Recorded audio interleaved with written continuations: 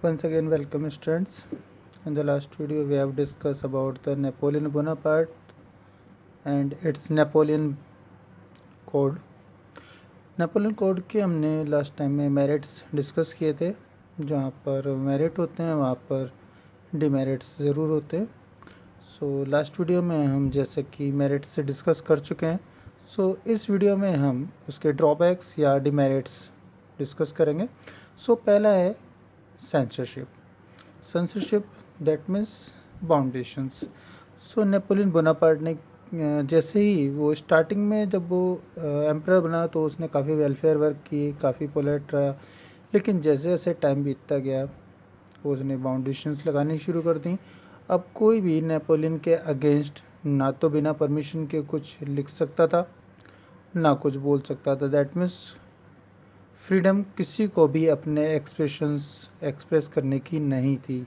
अपने आइडियाज़ को एक्सप्रेस करने की परमिशन किसी को नहीं थी.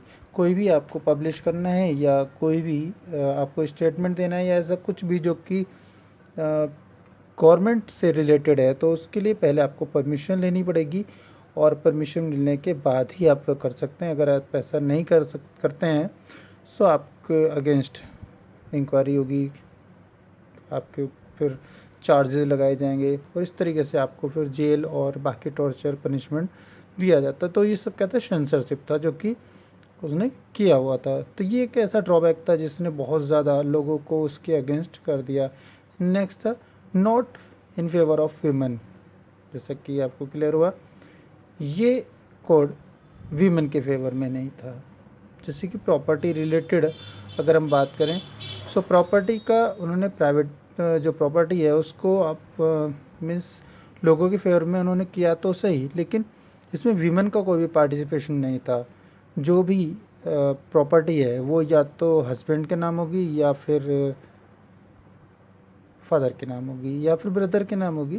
दैट मीन्स वीमेन के नहीं होगी, मैन के ही नाम होगी. तो इसमें वीमेन का कोई भी पार्टिसिपेशन नहीं था, उनको कोई भी इम्पोर्टेंस नहीं दी गई थी. तो ये भी एक ड्रॉबैक था जो सिविल कोड में था.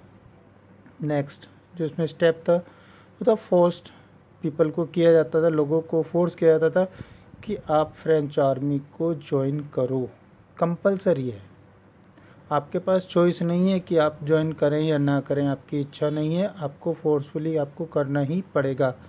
और ये किया क्यों था? क्योंकि नेपोलियन का मानना था कि हमें अपने एम्पायर को और ज़्यादा फैलाना है. तो उसके लिए क्या है, दो ही तरीके होंगे. अटैक करना है, उसमें क्या होगा, फोर्स करें सीधा. फोर्स करने के बाद दो चांस होंगे, या तो वो फाइट करेगा या वो सरेंडर करेगा. अब वो इसलिए अगर आपके पास पावर ज़्यादा है, आपके पास सोल्जर्स ज़्यादा हैं तो फाइटिंग के बारे में आज कोई भी कंट्री नहीं सोचेगा. तो सीधा क्या है, सरेंडर वो कर देगा तो कम से कम नुकसान होगा. लेकिन इसने लोगों को नेपोलियन के अगेंस्ट बहुत ज़्यादा एग्रेसिव कर दिया क्योंकि फोर्सफुली उनको करना ही था. हैव टू डू, चॉइस नहीं थी. कुछ लोग ऐसे थे जो नहीं चाहते थे लेकिन उनको भी करना पड़ता था. तो ये भी एक सिविल कोड में ड्रॉबैक था. इसके अलावा इंक्रीज टैक्सेस, जैसे कि ऊपर बाकी चीज़ें लिखी हुई हैं, जैसे कि आर्मी को भी मेंटेन करना है. वो सब चीज़ों के लिए नेपोलियन को वेल्थ की ज़रूरत थी और इंस्टीट्यूशंस भी होते हैं. बाकी सारे गवर्नमेंट के काफ़ी ज़्यादा अलग एक्सपेंसेस भी ज़्यादा होते हैं, उन सब के लिए उसको ज़रूरत थी. तो उसने क्या किया, इसमें टैक्स इंक्रीज़ करने का प्रोविज़न रखा गया था. सो टैक्स इंक्रीज़ करने का जो प्रोविज़न है उसने भी लोगों को उसके अगेंस्ट कर दिया. लास्ट था कंकेर नेबरिंग कंट्रीज़.